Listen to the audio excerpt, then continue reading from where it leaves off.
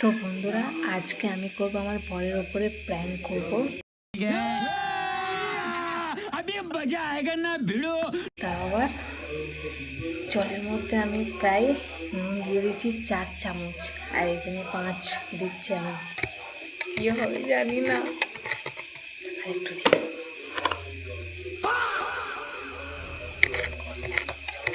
Case খাবো একদম।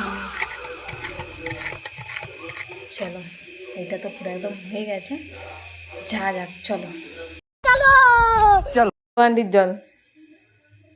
সত্যি? হ্যাঁ, এত শীতকালে বর্ষার সময় গ্লুকন্ডির জল? कुछ तो गड़बड़ है जरूर।